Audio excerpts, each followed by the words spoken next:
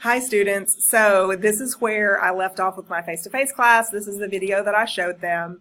I have the closed captions turned off on this video because the accents of the people who are speaking, I'm guessing that that's what made the closed captions that YouTube provided so terrible. I don't know what words they thought they were typing in there, or the automated system is typing in there, but it didn't do the captions well at all, and they were very confusing. So I turned the captions off, and I'm going to stop the video from time to time and tell you the key points of what I need you to know from that particular section, and also point out some things about infrastructure and urbanization and those kinds of processes that really took off and happened in stage 3 of the demographic transition model, but also show you how the developed, developing, and underdeveloped country categories, how that affects style of life and health issues and these kinds of things in countries around the world.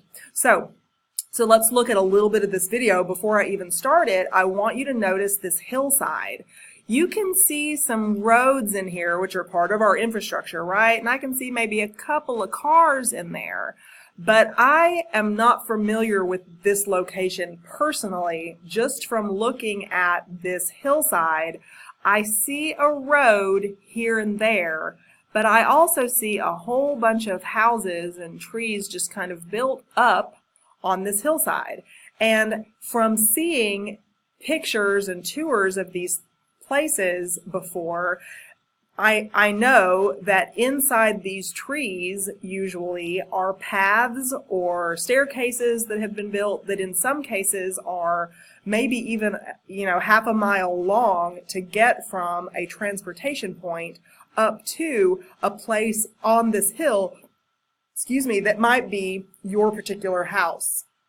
Okay, and so all of these buildings, this housing, this is part of the infrastructure, like this helps with people's living condition.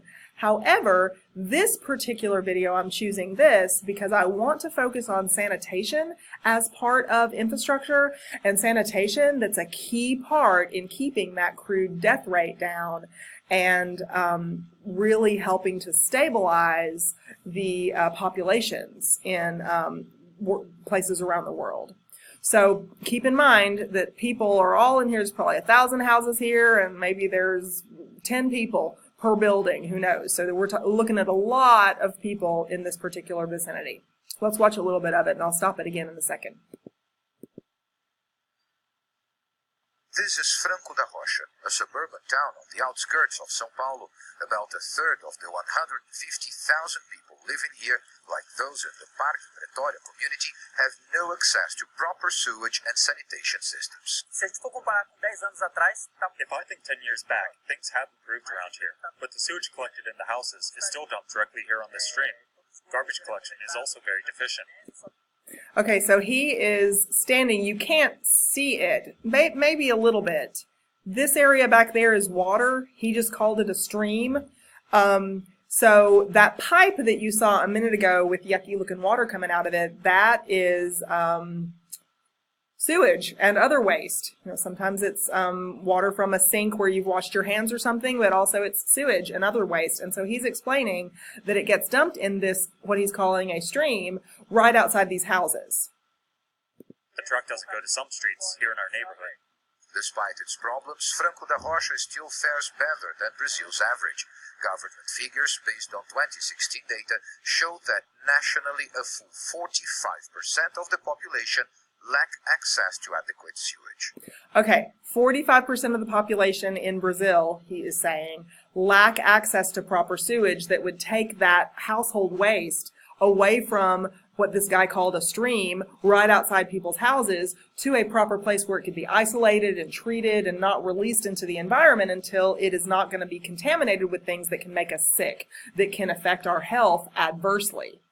So also there was a pile, you saw a dumpster with a whole bunch of piles of garbage and everything. Garbage collection, that process and that habit of doing that and having a place designated for a city or for a region to have as a garbage dump is also part of the infrastructure that works toward health. It's not just about being able to have access to medicines and having access to doctors that has to do with health. It has to do with the sanitation component of the infrastructure that we were talking about in our previous video that really can contribute to whether we are able to maintain a well-being, a level of well-being that can have us live, longer lifespans. So the food that became a surplus during and toward the end and at the beginning of stage 2 and stage 3 of the demographic transition model, not being malnourished anymore was tremendous in helping the death rate go down.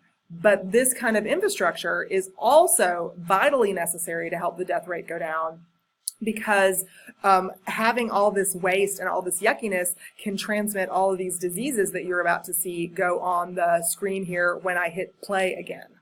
And government researchers say that's directly related to a new finding that last year nearly 35% of Brazilian cities were severely hit by diseases related to poor sanitation, like dengue fever, diarrhea, Zika, parasites, cholera, and leptospirosis. Maria de Lima's son died this year of leptospirosis, a bacterial disease spread through the urine of infected animals, like rats. He was 30 years old and had an intellectual disability. So I'm not sure if you understood the word that he just said, and I'm not sure if the caption is going to be able to pick up his voice and type it correctly. So let me just clarify that he is describing some of those diseases that were just on the list, that this woman's son died because he picked up a disease that is spread through animal urine. So animal urine is also part of that stream that the other guy was showing, because not having proper garbage disposal, just the household waste that you throw in a garbage bag that gets into the dumpster, that kind of stuff can attract all sorts of animals, whether it's the neighbor's dog or whether it is wild animals that live out in the open. That kind of disposal of garbage can attract them, and they bring with them diseases, they defecate, they have waste that is left behind that can also affect public health. And if there isn't proper sanitation, those wild animals, those animal contaminants also increase and cause us trouble. Let's hear about what happened to her son.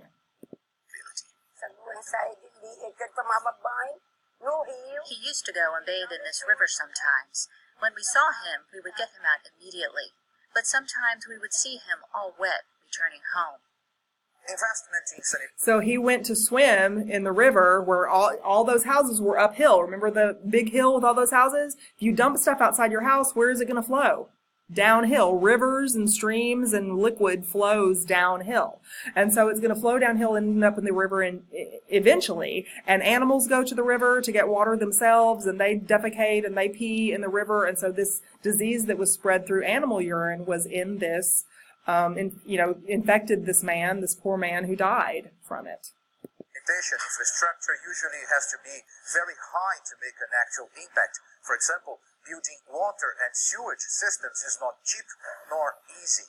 But experts warn that if the investment is not made, even more resources are needed in the future to deal with the diseases that appear as a consequence.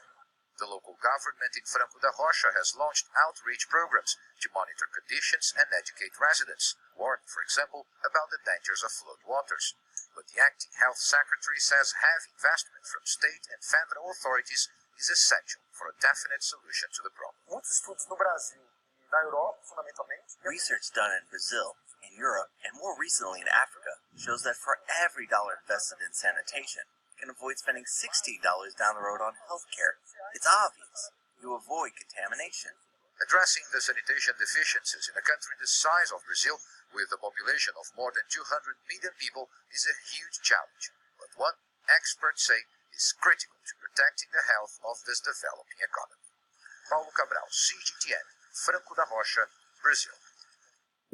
Okay, so let me pause this. I really never gave. Oh, there we go. Okay, so let me pause that and talk to you for just a second about these concepts that we just saw in here and that we talked about on the board and together in the previous video.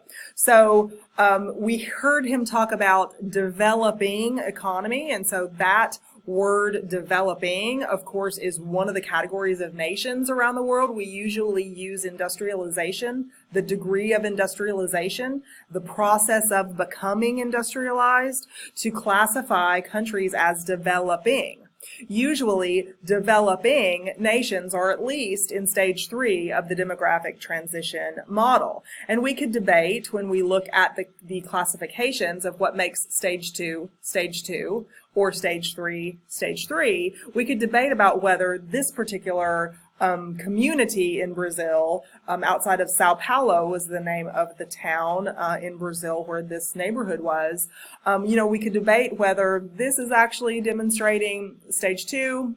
I don't think so. It's demonstrating stage 3, more likely. But anyway, this economic development that he talked about has more meaning to it than simply the value of currency or the amount of imports or exports that are happening, generated and brought into different places.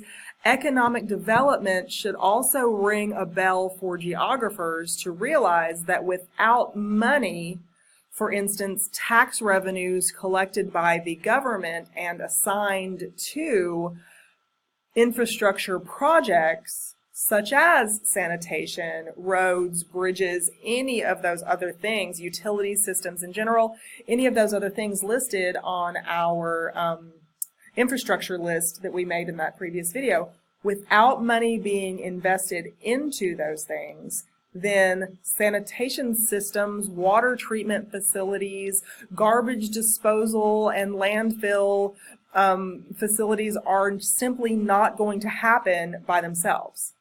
And so population can increase with the vast advances in medical science.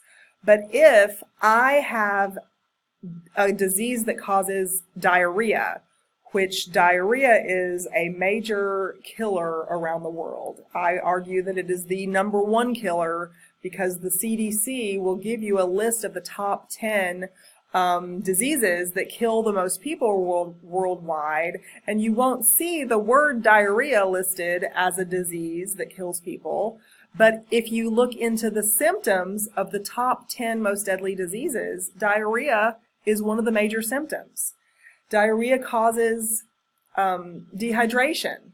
And if the water resource that you have available to you is contaminated with the bacteria or the microbe or whatever it is that is giving you diarrhea to begin with, then you can't cure that dehydration, and death will ultimately occur if you don't have access to what we call potable water in order to hydrate yourself and let your body's natural immune system processes take over. Maybe I don't have proper immune system responses to take over, but if I have medicine to help me, but the water that I take the medicine with is contaminated, then how does the medicine help me? And it's a vicious cycle. So infrastructure is one of the key things for public health, one of the key things for communication, for transmission of ideas. It brings locations together. It makes places on a map have special identities according to the cultural group that occupies them. It makes regions on the globe smaller. It causes globalization to occur. Economic transfers, all of these kinds of things happen because of infrastructure resources. And the developed, developing, and underdeveloped categories of nations, which usually should be a red flag to say that industrialization is underdeveloped, happening but not fully there, or in full force in a developed nation. This classification has so many more implications for daily life and life experience and outlook and human development because of the kinds of resources that are or are not available for the people who live in these places. So I'll post this and some other videos online for you to watch, and that closes out week 3, and we will continue with population, looking at the last few phases of the demographic transition model and also push and pull migration factors next week. Bye.